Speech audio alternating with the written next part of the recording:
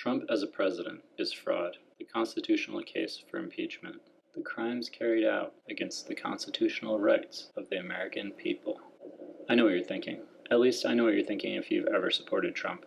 But please hear me out. This affects you and everyone else. Trump's denying you your constitutional right to have a president who upholds his own duties to the American people. Whether you support Trump or not, you have every right to know how Trump is committing fraud against the American public. I'll attempt to lay out the most compelling argument yet to end the presidency of the current president of the United States. We are deeply entrenched in a constitutional crisis in this country, and has been most blatantly exemplified by our most recent president.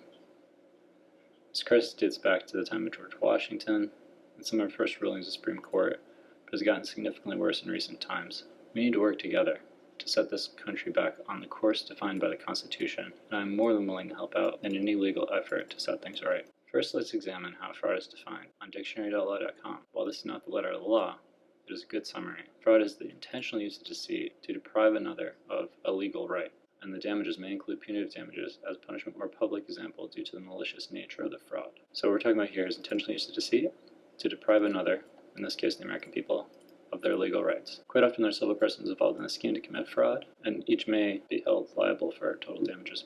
Inherent fraud is an unjust advantage over another, which injures that person or entity, including not revealing a fact which he or she has a duty to communicate. Constructive fraud can be provided by showing a breach of legal duty. Extrinsic fraud occurs when deceit is employed to keep someone from exercising a right. Increasingly, fraud which has victimized a large segment of the public. So that's what we're dealing with here. We have a fraud which has victimized a large segment of the public, a very large segment of the public, potentially every last citizen in the country.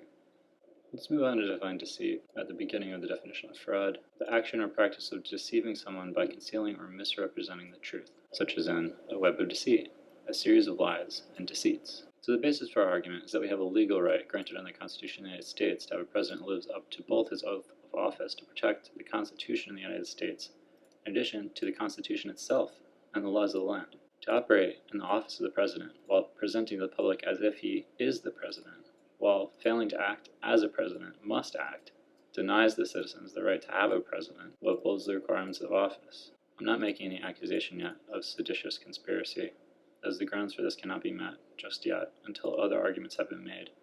But let's examine this aspect of the law to highlight one key point for future clarity: that to oppose by force the authority or hinder or delay the execution of any law of the United States. We should read the whole thing, however, just to make it clear. If two or more persons in any state or territory, or in any place subject to the jurisdiction of the United States, conspire to overthrow, put down, or destroy by force the government of the United States, or levy war against them, or oppose by force the authority thereof, or by force prevent, hinder, or delay the execution of any law of the United States, or by force seize, take, or possess any property of the United States contrary to the authority thereof, shall each be fined under this title or imprisoned for not more than 20 years, or both.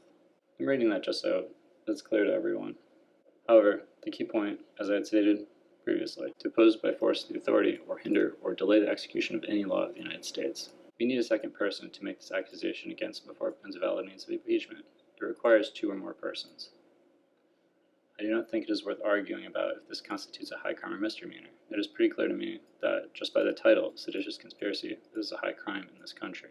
We do not have grounds for seditious conspiracy established quite yet. However, the same underlying principle is evident in the Constitution itself. Quoted from the Constitution of the United States, here is Article 2, which defined some of the roles of the office of the President. Section 3, most notably, he shall take care that the laws be faithfully executed.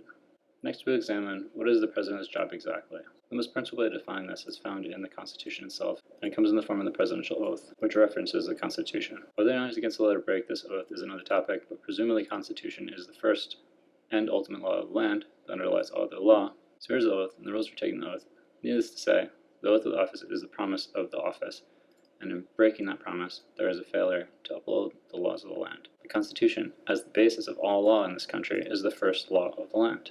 Shall be the supreme law of the land, in fact. Before he enter on the execution of his office, he shall take the following oath or affirmation. I do solemnly swear or affirm that I will faithfully execute the office of the President of the United States, and will, to the best of my ability, preserve, protect, and defend the Constitution of the United States. So the President is sworn to the best of his ability to preserve, protect, and defend the Constitution of the United States. Now we need to dissect the ability clause, since presumably someone who is unable, who lacks the ability to defend the Constitution, is not qualified to be the President of the United States. It would seem intrinsic to this clause that if you have not the ability, then you lack the qualifications. The ability clause is designed to control for human error, possible mistakes and failures in upholding the Constitution, that when realized and corrected are potentially not punishable because of this clause. I would not view this as a means of exoneration for repeated systematic breaches of constitutional law, and you shouldn't either. We should expect more of our presidents than allow their lacking ability to defy what is set forth in the Constitution, which, as follows, states in the first paragraph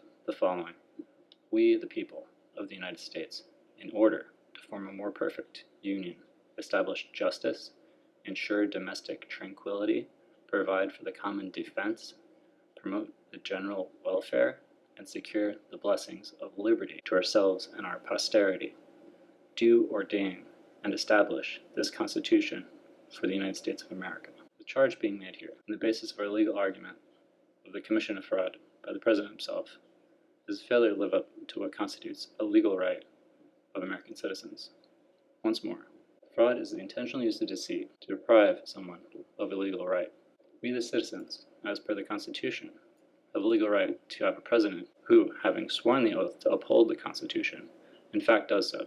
The pretense that the president is upholding the Constitution while violating the clauses I've labeled A through F that follow we the people of the United States is an overt commission of an act of fraud against the American people. I'll now briefly examine each clause labeled A through F in minute detail to complete this argument while relating back to the arguments above. Subsequently, having made the argument and thoroughly convinced all bodies of thought that the very first clause of the Constitution of the United States has been violated by presidents sworn to uphold the Constitution, we'll move forward to consider other crimes, other conspirators that may be charged, and how to determine a fair way to proceed to try these matters that does not violate the Constitution. There have been past impeachments, I will argue, that have violated the constitutional rights of the president being tried or the constitutional rights of the people. This effort will seek to establish the grounds for a fair and unbiased impeachment proceeding that subverts any bias in the Senate on a constitutional basis. Nevertheless, there are several other interesting crimes that, while they could have been made allowed by law, are in fact unconstitutional. The means to apply punitive damages for such crimes may extend beyond the presidency of Trump to a wider conspiracy to defraud the American people of their constitutional rights. Without further delay, let's proceed to examine clauses I've labeled A through F.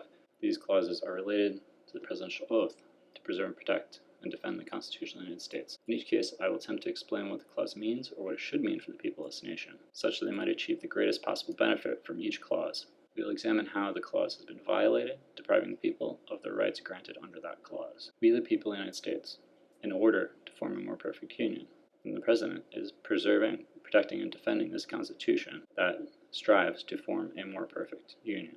Previously, as of yet, until today, this clause provides the strongest argument against political parties. The divide and conquer nature of party politics has never served the people of this country. Once you can push people to extremes to take a side, any convincing candidate can slide through the process without sufficient scrutiny of thought. Political matters are complicated. Political parties serve to oversimplify the problems we face as a nation. One thing is for certain, they never help us achieve unity. That can only be reached through deep thought and consideration of the complexities of all sides of any issue. I'll attempt to define a more perfect union, not as a utopia, but as follows. A union of different people is a place people of all varieties can share, defend, and eventually convince others of ideas, so that the best ideas might become widely shared. This is the attempt at a perfect union, where the ideas will always differ, but they might converge on ideals that work for everyone. Party politics, however, takes the divide and conquer approach. It violates the principle of natural complexity of human ideas. It oversimplifies these complexities into seemingly binary choices, red or blue, right or left, where no ideas are discussed deeply. And maybe they are discussed deeply within each circle, but because of the jarring divide between these ideas, there's a lot of room for people to fail to understand each other and ultimately alienate each other and refuse to consider ideas that fall outside of their local political inclinations and groups. So there are many avenues to convict the president of violating this clause. First and foremost are the evidences amassed by expressions designed to polarize and divide the people of this country, simplifying complex issues beyond the point of clarity, completeness, or fairness. The president's job to facilitate a more perfect union is to represent the truths of the various sides of issues, essentially being the master mediator in the grand political arena. On fake news. I won't be able to convince you that the news you are sure is fake is real news, or that your political beliefs are patently false. I'm merely attempting to point out that the narrow views expressed by the President are precisely the types of views that the President's job explicitly to avoid making, in his attempt to satisfy the more perfect Union clause that he has promised to uphold. Some reporting may be based on facts that are real, and some reporting may not be based on facts at all. Anyone can say that something is fake, but it does not make it so. Dismissing something as fake without going into the nuance and details of what is precisely untrue, there is no way of knowing that deception even exists. There is an intrinsic bias built into political correctness, and also an intrinsic bias built in to when the people believe whatever Trump says, whether it's based on facts or not. None of these features matter when the news is reported on the basis of facts. It is continually treated as fake, while continuing to say nice things about news channels that carry the more appropriate bias preferred by the President. Bias is not democratic. Democracy is about the expression of all viewpoints. Fairness cannot be expressed by a single viewpoint, yet the viewpoint that something is fake needs to be backed up on the basis of the facts themselves. The continued claims of fake news may in some cases be true, and may in other cases be politically convenient. It is the latter case that fraud is being committed, to which the American people have a legal right to better service under the Constitution of the United States. Let's examine some fact checks of assertions of fake news and alternate facts. To protect America's security, I withdrew the United States from the horrible Iran nuclear deal, a horrible, stupid idea. We gave Iran $150 billion, and as it turns out, this was $150 billion of frozen assets that were Iran's. And in addition to obligations that they needed to fulfill under the treaty, it would have left them about $55 billion. And according to Iran, after they fulfilled their obligations, they only had 32. This was their money all along. And yes, we seized it. Arguably, we could have kept it. But on the basis of creating a deal, a way to inspect and control, we relinquished the frozen assets, which belonged to them all along. They earned it fair and square, as far as I know, using the rules that any other country is allowed to use. If they had violated the law, they wouldn't have gotten their money back. If there's more to this that I don't know, let's just say I don't know it. But what is clear is that this part of the statement is patently false. Number 2, we cannot let China do what they've done to us over the last 25 years, as if it was only 25 years. They've taken hundreds of billions of dollars out of our country every single year. Hundreds of billions. Not B. Not millions, billions. Trump consistently fails to understand the trade deficits. It is not a matter of lost money or trillions of dollars being ripped from our nation. A trade deficit simply means that people of one country are buying more goods from the other country than the people of the second country are buying from the first. Trade deficits are also affected by macroeconomic factors such as currencies, economic growth, and savings and investment rates. And I'll go on to elaborate also raw materials available. Some things just aren't available in different places. Cost of labor, much cheaper in different places. Worst of all, this is not a real deficit. This is not what our country has borrowed, owes banks, and pays interest to make these massive banks money on our massive loans. There are issues with how China does business, but these are mostly relegated to the arena of theft and the way they prevent the freedom of expression and the freedom to do many forms of digital business. None of these real issues is the trade deficit that we've heard so much about. During his time in office, Trump has helped to make the actual U.S. deficit, that is to say, the U.S. government borrowing, worse. We'll move on to number 3. Democrats don't care about border security. They refuse to give the votes necessary to fix the loopholes in asylum. It would be so easy. They want open borders, which means crime, crime, crime. Most independent research contradicts the idea that illegal immigrants bring more crime. I'm not even going to read the rest of it. There's criminals everywhere. Every race, nationality, culture, ethnicity. You can't say based on any of those things. There's going to be people who are apt to be criminals simply due to mental instability. Not everyone's the same. But what is true is that people have equal potential to do good or bad. And people who are fleeing to find a better life somewhere generally aren't trying to do anything bad. So one can look at this in a number of ways, and I'm not going to go into any further. The point being, it doesn't mean more crime, crime, crime. It's an unsubstantiated claim. Trump says that he has brought the biggest tax cut and regulation cuts in history. The tax cut claim isn't true. Effectively, it's smaller than Ronald Reagan's tax cut in 1981, which was much larger percent of GDP. As far as regulation cuts, as we'll go further in this document, I feel that these operate by and large counter to the interests of the American people. But they're not refuting that claim here. It might be the biggest regulation cuts in history, but I'm not sure that's something you should be boasting about. Point number 5. Wilmer laughed that Americans speak of Al-Qaeda in a menacing tone and remarked that you don't say America with that intensity, you say Al-Qaeda makes you proud. Al-Qaeda makes you proud.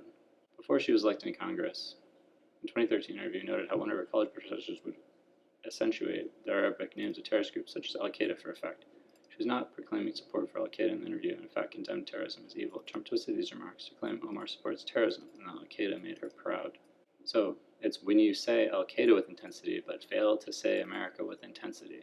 It's as if you are saying that Al-Qaeda makes you feel the pride to be American. That's the dissection that I would make. I'm not sure it is, in fact, what is meant by this, but it makes sense to me that if one is passionate about a thing, that they evoke the name of it with an intensity. And very similarly, the squad members of Congress that Trump criticized with racial, racist rhetoric are answers real and pro-Al-Qaeda. And it's basically the same thing. And it's a lie that he continues to spread. It isn't true. And the list does go on. You can check yourself. I just selected the ones with the most Pinocchios from this claims database. And if you look at this link, there are thousands and thousands of claims that are unsubstantiated, false, or misleading that have been made by the president. And suffice to say, we deserve better. On speculations of political opponents. In June of 2019, a tweet announces speculation on a hypothetical alternate reality. This is a tweet from the president. The stock market went up massively from the day after I won the election all the way up to the day that I took office because of the enthusiasm for the fact that I was going to be president. That big stock market increase must be credited to me. If Hillary won, a big crash. It is not the president's job to run financial markets. But this is besides the point here. He is making a statement designed to polarize and divide, and there cannot be said to be any factual basis for this claim. If there is a big win or loss on the market, it is at the whims of the investors to make this reality. In and of itself, if there's a big crash or a big win, it can be done by a group of people investing or divesting. What I am meaning to say here is that it's up to the people to invest or divest, and the nature of their speculation on the market is independent and the right of the investors. Speculations of the president, however, are not grounded in factual realities. The statement is a means to cement a political victory and a market occurrence with a lie. That is to say that he caused the market to go up because of the enthusiasm for the fact that I was going to be president. The only way he did cause the market to go up, and that this is not a fraudulent statement, is if Trump or a group of conspirators spontaneously invested on the basis of the outcome that Trump won the election, as if they had some prior agreement to invest were a certain outcome achieved. On the basis that that would be a conspiracy worthy of investigation, I think it would be best to dismiss this speculative tweet and consider 5 things. The tweet is a lie with no factual basis. The statement is unqualified and stated in certain terms, while speaking out about a system that is anything but certain. An intentional use of deceit, concealing or misrepresenting the truth, an attempt to divide the political masses of people of the country and possibly kick off a re-election campaign, which is not a presidential duty. A violation of the president's job as defender of the Constitution of the United States and duty to form a more perfect union. An explicit deprivation under the definition of fraud, as the legal rights of the Constitution are thereby being deprived from the people it is designed to serve. There are several other examples of the violation of this clause, and will not go on into great detail, but serve as further examples. After the vehicular murder of a protester against white supremacy was violently killed during peaceful protest, Trump stated there were good people on both sides. Maybe there were good people on both sides, and maybe this seems like an attempt to actually create unity, but it is not. Even delineating the sides was a political and divisive move that serves to further polarize the two groups. The point being, there were certainly bad people only on one side, and the failure to condemn the side that fueled the division and fear that racial supremacy exudes is not only unconstitutional and un-American, but violates the duty of the president to preserve the union of the people of this great nation.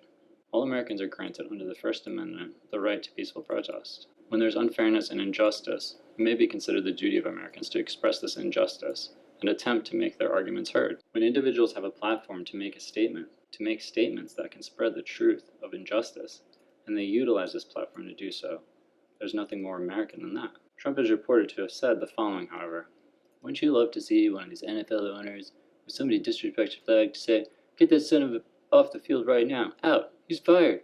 He's fired,'" Trump said Friday night during a political rally in Alabama.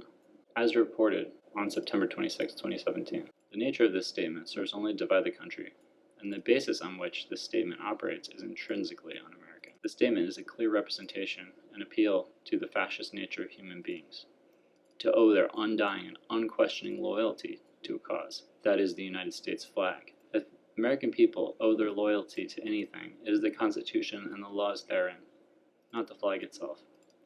While burning the flag may be a crime defined under the law, kneeling in protest is a First Amendment means to express injustice and failures of the people of this great country to live up to the ideals expressed in the Constitution.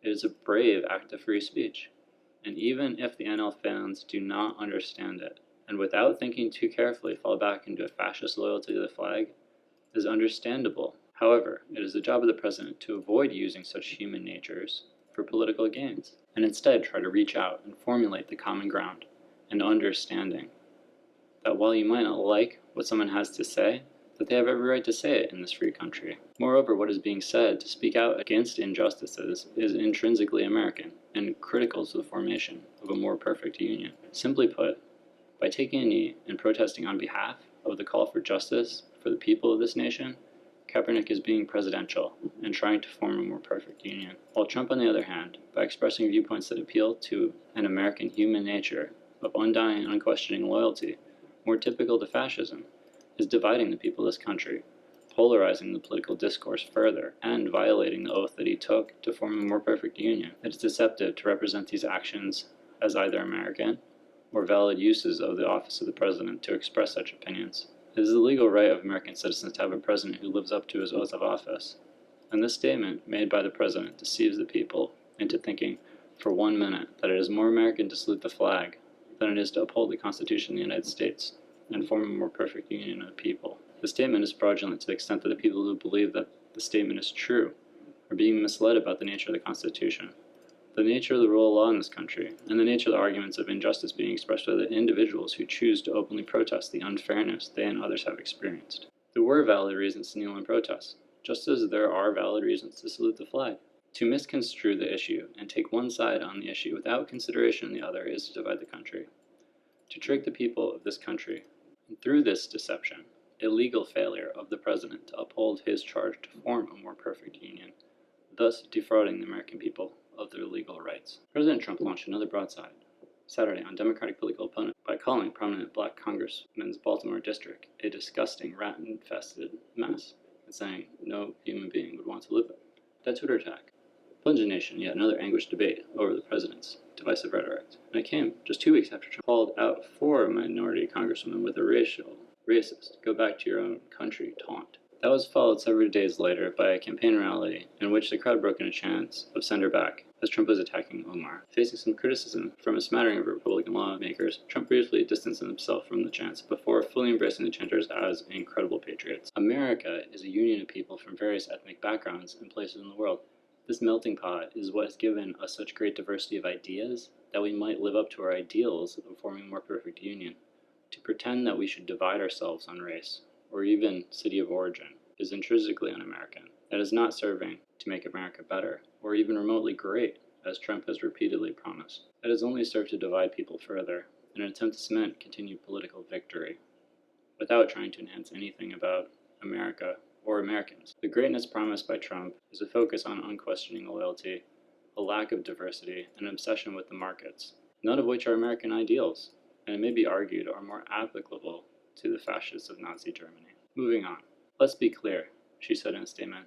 There is a direct line between the president's rhetoric and the stated motivations of the El Paso shooter. Dayton Mater Whaley said simply, everyone has it in their power to be a force to bring people together, and everybody has it in their power to be a force to bring people apart. That's up to the President of the United States. In response, I do not think it is merely up to the President, as Dayton Mayer says, but it is in fact the duty of the President, in his oath and job description, to bring people together. This is established in the oath of office and more perfect union clause, and any attempt to fail to uphold this clause defrauds the people of the United States of the right to have a president that upholds his oath and performs the duties of that office. Clause B. President is sworn to preserve, protect, and defend the Constitution of the United States and establish justice. So it is the charge of the Constitution to establish justice, and by consequence of the oath of office to protect, preserve, and defend the Constitution, that the President must in fact also protect, preserve, and defend justice, and the establishment of justice. As we have discussed when examining Clause A, there have been many failings of the President to uphold or establish justice for the wide variety of viewpoints of American citizens. By capitalizing on political division for political gain, the President is violating his duties as the President of the United States. Simply stated, truth and justice are the American way. The inverse, being lies and injustice, are not. When the office is used in a manner that undermines peaceful protests demanding justice, or flat out lie about political opponents or outcomes, there is injustice in these actions. And this is really or, not and. If there's lies or injustice, then does violating the American way. Without truth coming to light, there's no possibility for justice. Truth and justice are inextricably linked. To pretend one might attain justice in a world without truth or facts is impossible. The foundation for justice is adherence to facts and the judgments on a factual basis. To mislead and misrepresent the truth widely conflicts with the idea of a more perfect union. If you were to have a more perfect union of ideals, then these ideals are to be based on the truth. When the oath to defend the Constitution is taken, the oath to defend and spread the truth is intrinsic to the clause to establish justice. I would like to believe that we can all agree there have been many times when Trump has acted against facts or in favor of alternate facts. Many of these we have discussed already. When it comes to accusations of fake news while spreading fake news or deceptive single-sided non-facts, Trump has achieved both of these. Let me set out one other example of opposing facts that you might be able to relate to easily. If not, please allow me to find other examples after. Scientists who have measured the atmosphere and oceans to predict weather patterns for generations so that the reported weather conditions may be more accurate, have measured many aspects of the atmosphere and bodies of water on Earth, and have noticed many disturbing patterns, and have recognized there are in fact activities of people that are contributing to the conditions of the atmosphere and oceans that are worsening the problem. The problem is an existential one, that if left unchecked threatens life on Earth, and is a bigger problem than simply the lives of people, but all life we depend on. On the other hand, many people and banks have a lot of money invested in retirement funds or other investments, which in turn have money invested in companies that are in the business of selling oil or other products, whose use of these products directly contributes to the atmospheric conditions that are warming the planet. The government itself has been subsidizing the cost of oil for years, artificially reducing this cost and fostering its success and proliferation. If the price of oil goes up, it is likely that the investments will not even be destroyed. And even if oil were completely purchased, phased out overnight, the worst outcome is some people would have less money, while the most would remain unaffected, as long as an adequate alternative exists and that the alternatives are economically viable. So there are two sides to take in this issue. One side looks at the facts about the world, and the other side looks at the facts about the bank statements. I think it's pretty clear, but one of these two alternate realities is more grounded in factual basis of the basic and single shared global system, while the other is more grounded in the facts about a system created by people. Injustice is to misrepresent these facts and pretend one side of the alternative does not exist. In pulling out of the Climate Pact and failing to attend any such meetings, Trump is denying a reality that is established and measured, is denying the greater truth in favor of a lesser one. And even if you do not believe in climate change to be a threat to species of the Earth, and by extension human life and well-being, there are other examples of injustice we can examine, and the failures to fully represent the issues faced by people. While we have discussed many of these at length when examining Clause A, let's find another one. To bail out the farmers with money from the public treasury for an issue caused directly by the president himself. We can argue all day about whether or not factory farm soybeans are good or bad, but it is a greater evil to let the fruits of the land rot simply because the market for product has been eradicated.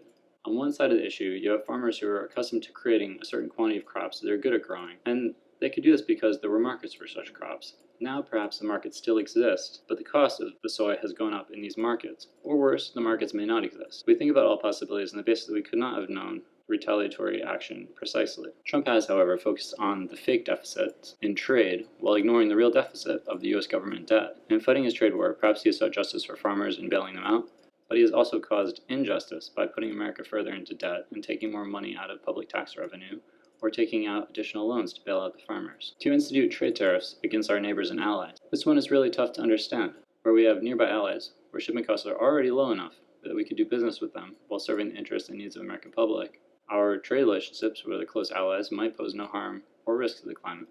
It might facilitate access to resources that might be difficult otherwise to obtain locally. Procuring these elements may have associated healthcare costs or pollution risks which are nice to outsource. Regardless of the exact motive, taking actions that directly punish our closest allies while hurting many domestic supply chains on the basis of the argument of national defense very nearly strikes our closest allies as being potential enemies. So to frame this more like the previous argument, there are two elements to address. The first is global trade. Global trade has an associated fuel cost in moving goods from point A to point B, which is by and large subsidized by the governments that facilitate the movement of shipments. Rather than artificially deflating the cost of shipment, the cost of the shipment must be included in the ultimate price of the goods. This way, the expense of shipping is considered when performing global trade activities, and there may be some means that the market can reduce automatically control for the shipment of goods when the cost of the shipment exceeds the amount needed to make a sale. This way, the goods being shipped will cost the person ordering the goods, and they will weigh the benefits before making the purchase. Suddenly, an incentive to manufacture locally and sell locally will return, while the ability to procure rare elements from remote locations might still exist as long as the shipping is paid. On the other hand, if we pretend that there is no cost with moving goods over long distances, as is the case for digital goods, then we could pretend that the movement of goods is free. Suddenly new markets open up, but there's an impact on the environment which is no longer accounted for. The environmental costs add up, and the people shipping services and fuel have steady, guaranteed income without any need for innovation. Suddenly, instead of producing products locally, it is cheaper to acquire them from overseas. We end up in a stalemate where if we want to produce things locally, it seems you have to impose a tariff on the import. Otherwise, there is no market to correct for the distance of the shipment. Thusly, a leader might wrongly assume that imposing a tariff is the right action to resolve problems with trade, instead of letting the market do the work, perhaps because of ties with shipping or shipping fuel industries. I believe we have a clear case where there is just and equitable way forward, and there is a way forward that lands us in the current mess, and uses a lie and debt to justify a trade policy that was caused by a completely different policy going unchecked for generations. So I hope this makes sense to you. But to oversimplify it, this side says that the cost of shipping shouldn't be paid by governments, but should be paid by the people ordering the goods. This side is the world we live in, where the governments pay for the shipping. Similarly, you can buy things pretty much for almost nothing from far off places, even if it costs a lot of money in fuel and container shipping to actually move those items. We don't really see that in the ultimate price we pay for it, and that's actually what has gotten us into this mess. So very similar to previous argument, we have two sides here, and we have the side that's gotten us into the mess, and we have the bigger picture. So moving forward, this dichotomy will actually start to break down, and thinking about this might become slightly more challenging. When we examine specifically the farmer bailout, it is simpler to frame it like any other bailout. Some potential wrong occurs, and some sector needs a break. Without any clear responsible party that can be charged to pay for the problem, the government jumps in to rescue the industry that is at risk.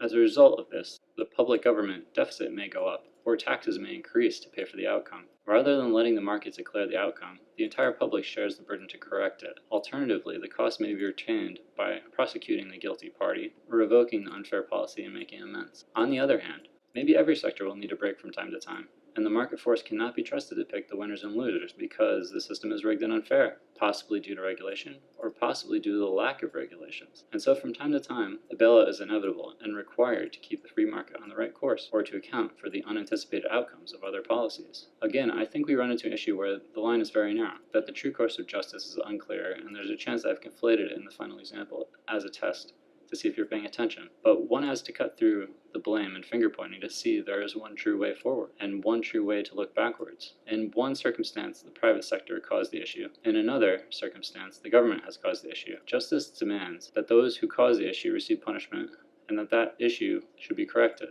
In none of the cases of bailouts by the government to date has the cost been carried by those who instituted the burden. And so this is the realm where justice has been absent, merely exemplified in recent times, but not isolated to them. Regardless of your positions on any of the studies of justice we have discussed at length here, the point being made is that there is a right way forward to establish justice, and there are unjust ways of establishing justice that simply spread the injustice around. However, there are some few, namely banks who loan the government, who benefit greatly from bailouts. When these parties attempt to influence policy in order to loan more money, the establishment of justice under the Constitution is being threatened. Lying to the American people, however, starts to deepen the divide between people already so divided, and doing so, only to cement a political victory in the future, undermines the constitutional duties of the President of the United States. Even if none of these arguments about justice are considered, there is no justice in lying to the people in order to divide them. And in fact, lying to anyone about anything serves to undermine those individuals attaining true justice, which is exemplified by the fair and reasonable application of the rules of law on the basis of facts and truths that can be tested and verified. When true facts are misrepresented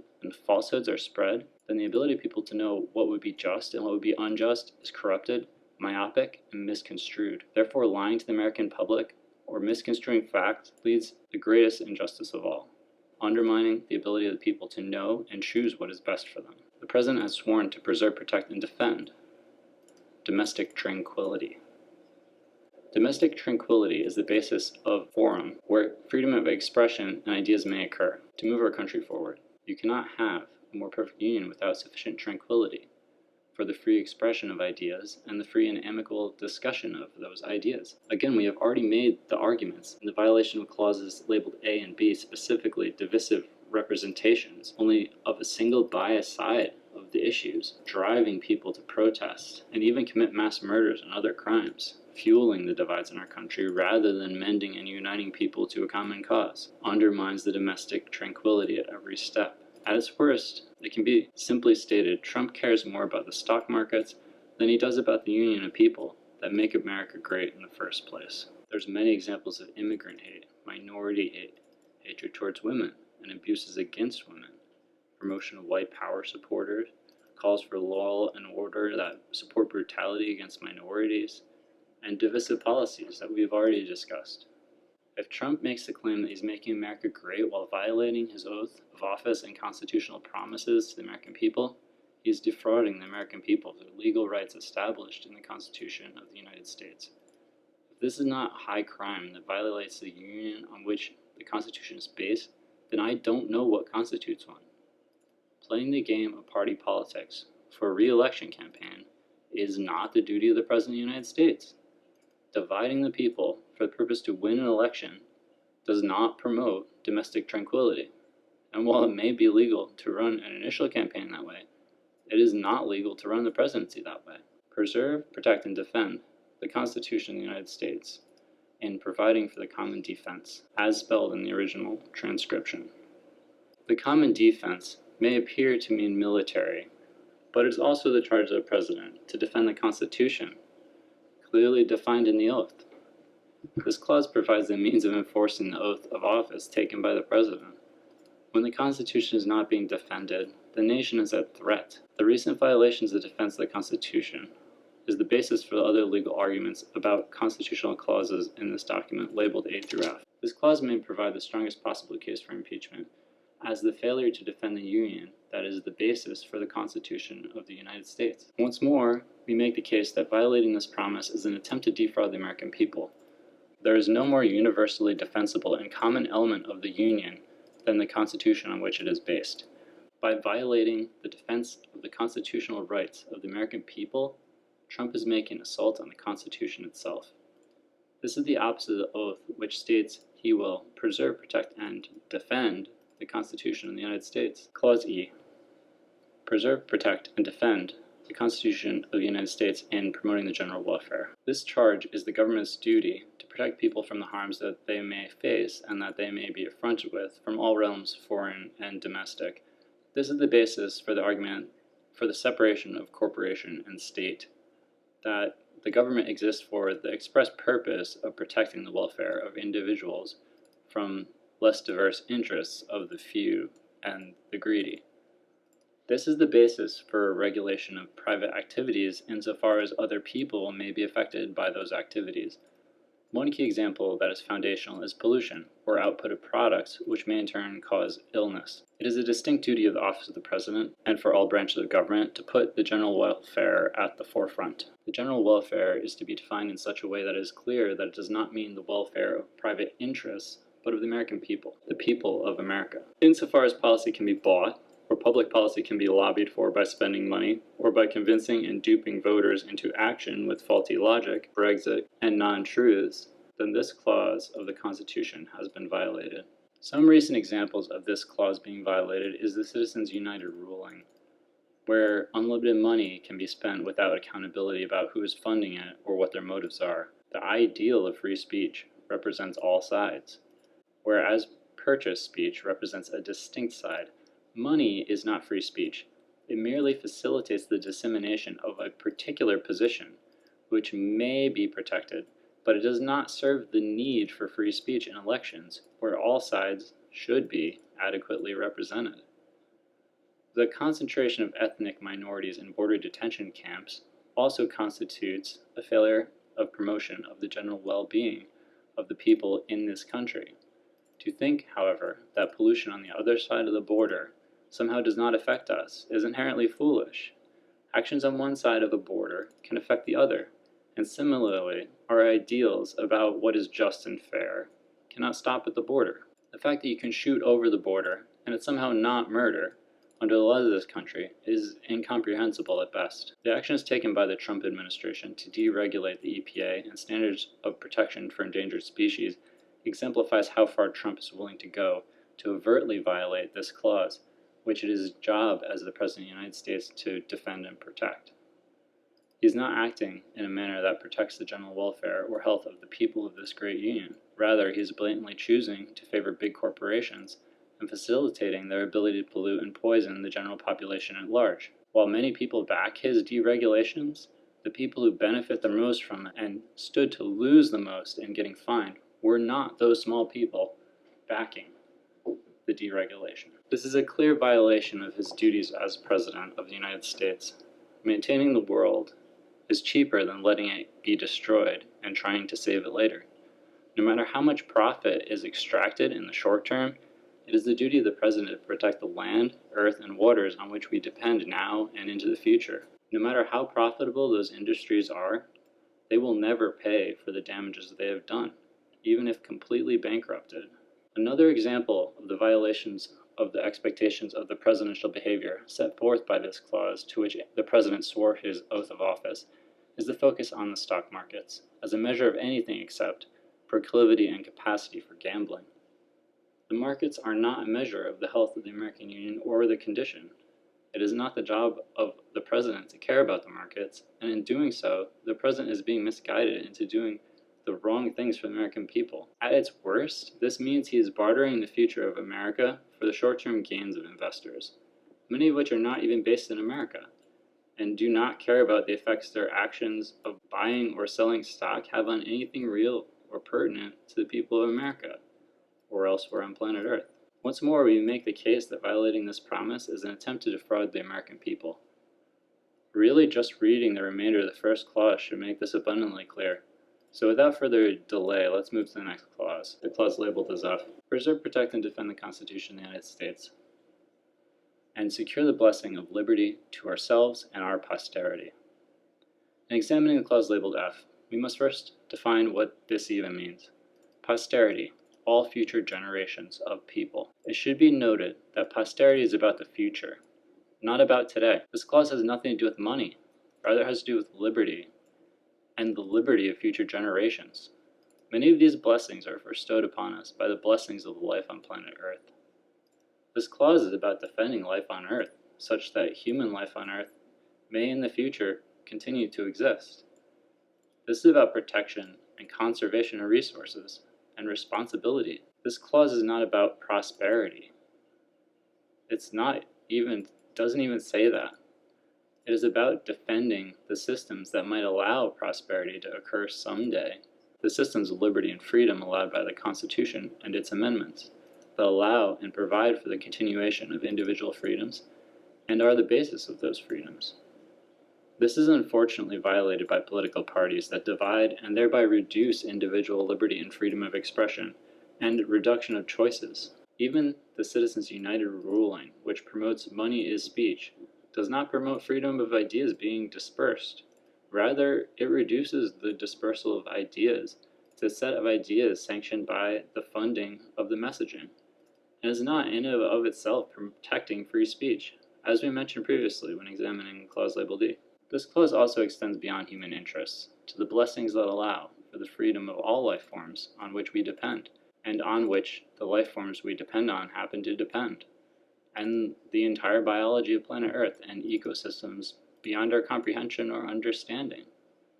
We discover new species constantly, and even more so, the freedom of the heavenly bodies, such as Earth, through the heavens. Freedom of motion, freedom of change, but also the freedom to continue a way of life, is not defined rigidly by a job title. You cannot be a coal miner forever. but rather the freedom to preserve life and the systems that are, such that we may exist in the future as a species on Earth. That man may fish without being poisoned by industries. That people may still learn and educate themselves and achieve new capabilities. This clause is foundational for the establishment of regulating bodies such as the EPA, designed to protect the blessings of Earth. When the work of such bodies is hindered or infringed upon, that they are no longer acting on established facts and knowledge to defend the blessings of Earth, such as the lives of diverse species of bees and diverse species of bacterium, and all forms of life that are foundation of the complex ecosystems on which all life depends, then this clause has been violated. Needless to say, this clause has been violated, most recently by Trump. EPA told to remove Obama-era regulations in blanket, thoughtless manner, with only thought to economy and in clear violation of this clause of the Constitution. EPA deregulates the use of neonicotinoid pesticides known to be harmful to important native insect species. EPA deregulates emission of methane gas, a greenhouse gas that can easily leak and be cost-prohibitively expensive to capture and fix the leaks. Without regulations, without the incentive, no one will fix the problem. EPA ceases protection of watersheds and wetlands. EPA stops enforcement of rules designed to limit emissions of known toxins into the environment and ecosystems. EPA rolls back the Clean Water Act. EPA stops using science to make informed decisions. And we have the light bulbs, EPA conflicts of interest, subsidies to fossil fuel industries, reckless depletion of resources of the future. The administrator is a former coal lobbyist, reckless disregard for subterranean conditions, fracking of shared resources for export and short-term profit, repeal of water regulations. When these actions are taken, the American public is defrauded of their constitutional right to have a future, including freedom on Earth, and their rights to basic health and well-being that allow for their freedom to even exist today are also violated. These policies serve to make people sick at the benefit of large industries, which may never pay the cost of the wrongs they have done to the American people. It is the job of the President to defend the American people in carrying out this clause. He defends the people everywhere on Earth from the wrongs of wanton environmental destruction and inconsideration. Let's wrap up this argument by returning to our definition of fraud. There is an inherent fraud, a constructive fraud, and an extrinsic fraud to be found in the arguments made with regard to clauses labeled A through F. Fraud is the intentional use of deceit to deprive someone of a legal right that may include punitive damages as a punishment or public example due to the malicious nature of the fraud. Inherent fraud is unjust advantage over another which injures that person or entity, or not revealing a fact which he or she has a duty to communicate. Constructive fraud can be proved by showing a breach of a legal duty. Extrinsic fraud occurs when deceit is employed to keep someone from exercising a right. And in this case, the rights that are being deprived are really foundational to the Constitution itself. The rights that we aren't able to execute are listed right here. When we are deprived of these things, we do not have our basic rights to operate with liberty. We are intrinsically deprived of these things that are foundational.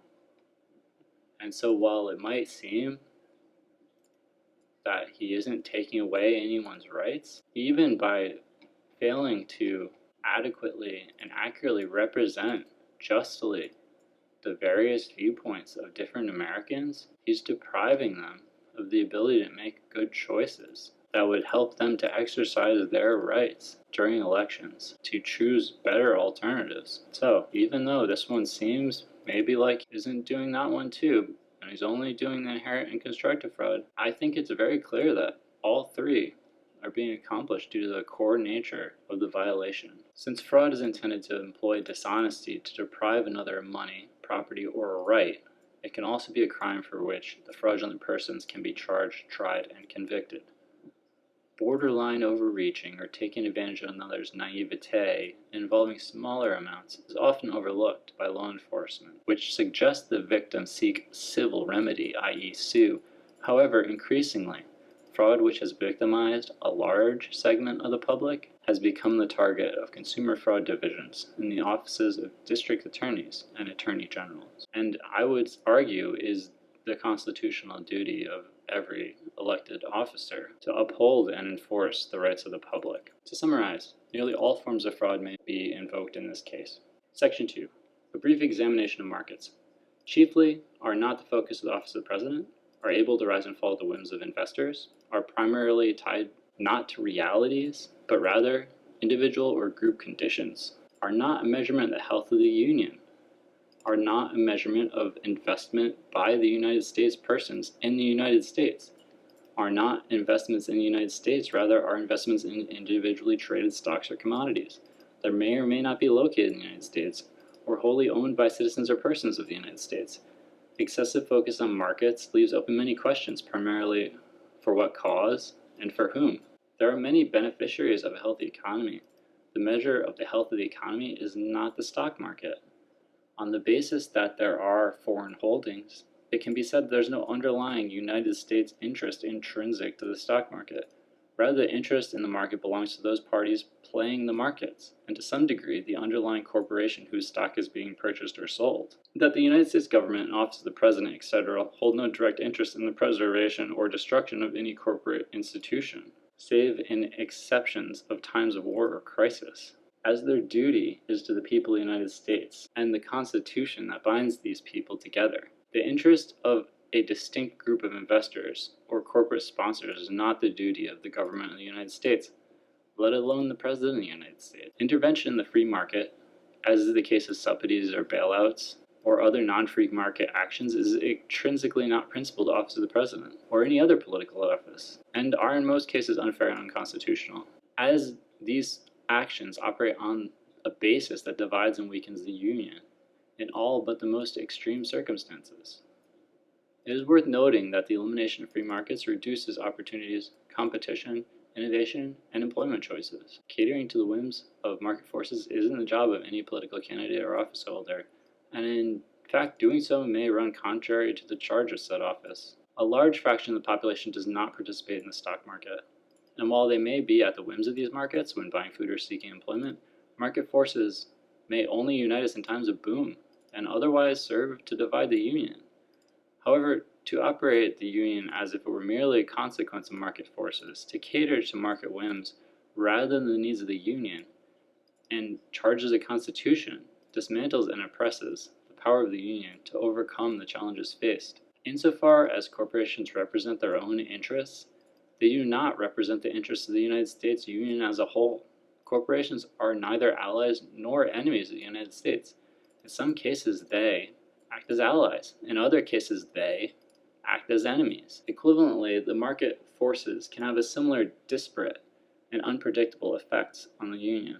Thusly, one may define the market as an enemy of the United States. Even though it does not always act as an enemy, the foreign holdings may mean any country has an interest in the U.S. economy and may also at any moment divest and act against the U.S. economy. One may also argue that money itself, while granted by the Constitution, is not intrinsically a constitutional operative. Money may act to derail freedom of speech, sideline free expression, and prevent a more perfect union from being formed and executed and reached.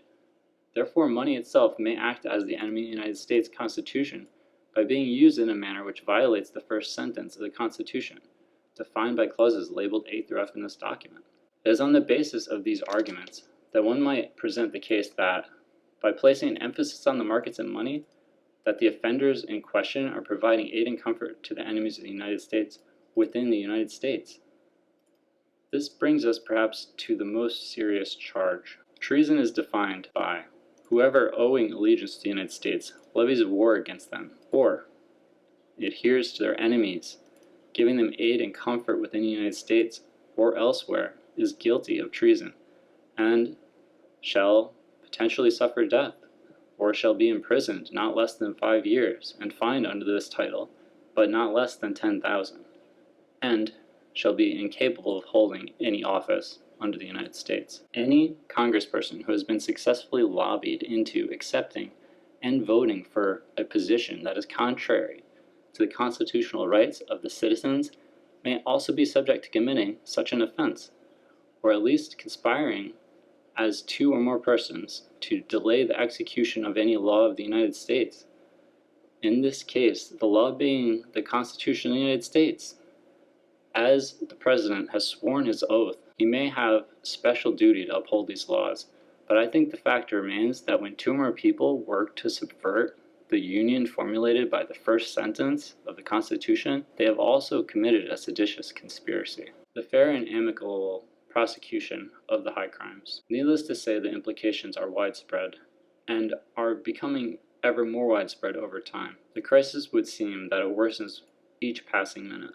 The need for prompt action is evident. The means of action are well defined. From the Constitution, the President, Vice President, and all civil officers of the United States shall be removed from office on impeachment for and conviction of treason, bribery, or other high crimes and misdemeanors. The Senate shall have the sole power to try all impeachments.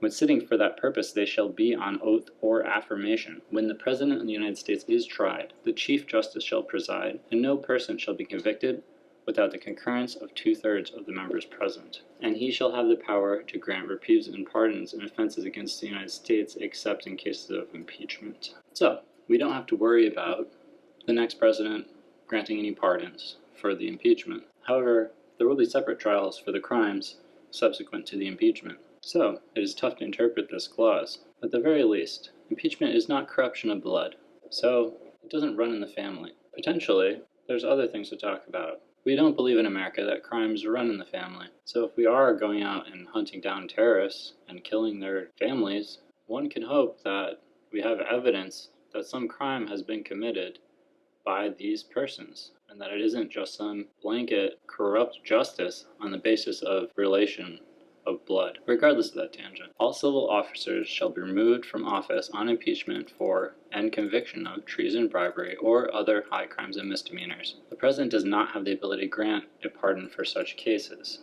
This crisis may very well need to modify the nature of the Senate in the prosecution of the charges enclosed. The means to proceed is once more clear. The Chief Justice shall preside. No person shall be convicted without the concurrence of 2/3 of the members present. So, can the parties being tried be members? One clear interpretation follows. Can a person be their own peer on a jury? I would think not. Can one accused be the juror on the trial of a second defendant in the same crime? So if two people are accused, can one of those two people sit on the jury of the other person? No. It doesn't work that way. Thus it would follow any accused senators would no longer be considered members for the sake of the proceedings of impeachment, until such time their exoneration or conclusion of such proceedings. Once more, from the Constitution, in a more general sense not related specifically to impeachment, in all criminal prosecutions, the accused shall enjoy the right to a speedy and public trial by an impartial jury of the state and district wherein the crime shall have been committed, which district shall have been previously ascertained by law, and to be informed of the nature and cause of the accusation, to be confronted with the witnesses against him, to have compulsory process for obtaining witnesses in his favor, and to have the assistance of counsel for his defense. To remove partiality from the Senate may be necessary in the case of impeachment proceedings to achieve the impartial jury. Fortunately, the party system makes this way too easy. The party system should likely not be utilized. However, it may serve as a barometer of how much partiality has been removed. One means of achieving impartiality may be to bring charges against enough senators who have violated the very same principles of constitutional law that the primary accused has, such that the remaining senators at the proceedings will be considered to lack partiality while they weigh the facts at hand. Even without impartiality, the case can still be presented and proceed as documented. However, the outcome, with the exception of impeachment, will only worsen the crisis this country faces. It must be clearly defined that the enemies of the United States may reside within the United States and may form bodies that have power in the United States, even so far as within the government of the United States, yet act in a manner inconsistent with the Constitution of the United States, as documented in Clause A through F. We need to avoid this crisis getting any worse than it's already been allowed to reach. We need to make a decisive action and change, and this might be the perfect opportunity to call forward the cause of justice and to revitalize the very nature of this Constitution, which we all live under and share a respect for. The principal collaborators and their principal crimes. Defining the charges brought and against whom they are charged.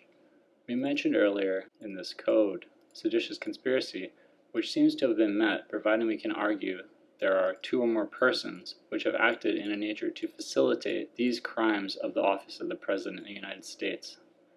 Provided the case has been made that money or the stock markets are foreign powers, or at the very least that international corporations are at least partially foreign powers, or providing that making cozy relations with dictators while alienating our allies is providing aid and comfort to the enemies of the United States, which include fascist and totalitarian regimes, has occurred, and that the President and those charged have acted in a manner which breaches the duties entrusted onto them by the Constitution and U.S. law, that they may be guilty of treason against the United States. The exact nature of the charge brought against each individual may vary, but there is an underlying basis of these charges that may be considered complete insofar as any individual abided or abetted the President in his efforts to defraud the American people of their constitutional rights to have an elected President who upholds the Constitution of the United States. Here's some proposed charges. You can see you have this individual, and this seems to be the primary charge, but the involvement in the conspiracy, and while not the first offender by any means, certainly a code offender in this most serious charge. Although, maybe this is the most serious charge. I don't know. They're all pretty serious. And depending on whether or not there are senators who are simply willing to sit this one out, I feel that we may have to extend these charges to involve further members in the conspiracy. So this has changed slightly. The conspiracy is this in this case, and in doing so, as long as they're aiding and abetting the markets, money, corporations, then I believe this final statement has also occurred. And we should consider others. Maybe people on an election campaign. We may very well need to consider the inclusion of this individual. I am not entirely sure that we can, but he certainly could have provided advisement that would have helped the President avoid committing this act. So I've pasted the same thing here. It's the same thing, and it is quite a rabbit hole. I don't think it follows party lines. I don't think it is something that anyone will necessarily wish to take the action on, but I feel that now is the time. It's as good a time as any to try to set things straight and try to reclaim what we are promised by the Constitution, that which has been taken from us. And if we could do so in elections, that would be one thing.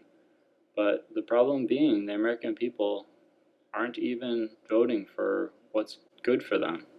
And they're voting for parties that are subverting their constitutional rights. An equal number of senators of each party may be one metric to ensure a fair trial by peers, but is also unsatisfactory. I propose the selection of this jury should be made such that it is impartial. There may be any number of means of achieving this. There is no essential component that indicates that all senators are automatically jurors when trying the President. It is clear that the President and others charged have the right to a speedy and fair trial by an impartial jury of the state and district wherein the crime shall have been committed. To say that the entire Senate body can sit as jurors on this trial means that the process will not be impartial. So, in spite of historical precedent, I believe that it is entirely out of bounds as an avenue of enforcing justice. If the Chief Justice were to disagree with such an argument, I feel it may be appropriate to amend the list of those charged to include their persons as potential parties to a conspiracy to fix the outcome of the trial. At the time, The role of Chief Justice may fall to someone who will guarantee impartiality. Impartiality is two-sided. The accused have the right to a fair jury just as much as the prosecution has a right to a fair and impartial jury. And considering the prosecution operates on the defense of the principles that are the rights of the American people, if we do not have an impartial jury, the rights of the American people are being violated. Section 4. Additional crimes for consideration as principal crimes. These are random things that I pulled as quotes, and some of these may or may not be useful during the case for impeachment. We can look into some of these, and perhaps these will simply be follow-up lawsuits. And he shall not receive, within that period, any other emolument from the United States or any of them, meaning potentially any other state, or realistically any other country. And I would extend that to mean any other operative or entity. Realistically, it would make very little sense. That's for other cases to debate. No person holding any office or of profit or trust under them shall, without consent of Congress, accept any present, emolument, office, or title of any kind whatsoever from any king, prince, or foreign state.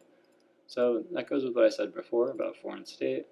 King, prince, or foreign state are corporations, kings, princes, or foreign estates. I mean, one could potentially make some arguments there. What existed at the time of writing of constitutions? Did corporations exist? Would they merit consideration? I do not know. Of course, it may also be possible that he's guilty of this as written, so we may not need to make any stretch for further arguments here. No tax or duty shall be laid on articles exported from any state. No preference shall be given by any regulation of commerce or revenue to the ports of one state over those of another. Nor shall vessels bound to or from one state be obliged to enter, clear, or pay duties in another. No money shall be withdrawn from the public treasury, but in consequence of appropriations made by law. Specifically, this may mean that other alleged laws that started wars or reallocation are in fact unconstitutional on the basis that such appropriations are not made by law, on the basis that appropriations may only be made by Congress and signed into law. Congress made a law that avoids them doing the duty of Congress, then that's an unconstitutional law. Failure to appear before the House of Representatives when summoned to testify may be an example of a failure of the President to take care that the laws be faithfully executed. Any other crimes deemed necessary or applicable for inclusion once impeachment is completed, other crimes may be prosecuted. It is possible to set the bar for impeachment as low as necessary to achieve the full outcome under the law. Then subsequent trials may continue under normal conditions. However, the full weight of any crime should be considered if those crimes define a violation of the President completing his duties as President. Conclusion. I hope you enjoyed this presentation, and I hope you can help make sure that these arguments reach the right ears. While there could be some other nuance under the law that I have failed to capture, as I have chiefly studied only the Constitution in making this case, with the exception of a few other sparse legal documents, I would appreciate any feedback that would indicate I have made any factual errors on the basis of any arguments set forth herein. It is very unlikely there are certain laws and loopholes which may exist, or past practices that went unpunished, that could be used to try to undermine this case. It is my assertion that any such attempt to undermine the pursuit of constitutional justice on the basis of any law that violates the principles of the Constitution merits its own day in court to be eliminated as unconstitutional, or perhaps that such other crimes that went uncharged have now reached a time when they must be charged. In the interest of a speedy trial, we have no time for consideration of laws that are not constitutionally sound, nor do we have the advantage of unlimited time. The right to a speedy trial to address any accusation must be swift and must be fair to both prosecution and defense. We shall examine past legal precedent, but in cases where past legal precedents have been unconstitutional, we shall not be bound or constrained by those in seeking justice in these extraordinary challenges to the Constitution of the United States and the office of its President. As stated in the Constitution, Article 6, this Constitution and the laws of the United States, which shall be made in the pursuance thereof, and all treaties made, or which shall be made under the authority of the United States, shall be the supreme law of the land, and the judges in every state shall be bound thereby. Anything in the Constitution or laws of any state to the contrary notwithstanding, meaning Any pre-existing state laws that do not live up to the Constitution itself are null and void, effectively. And I believe this even extends to federal laws. Even and in spite of the fact that it says Constitution or laws of any state, that laws are disallowed from being unconstitutional, is an established precedent that I believe we would like to keep. Barring any legal barriers or obstacles, I feel the Speaker should bring charges, and also aid in achieving the procedures that would constitute a fair trial.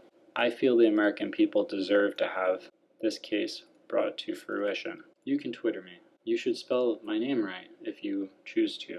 You may subscribe to my YouTube and thumbs up this video. Please share it on other social platforms. Let's bring truth and justice to the land of opportunity. Thank you.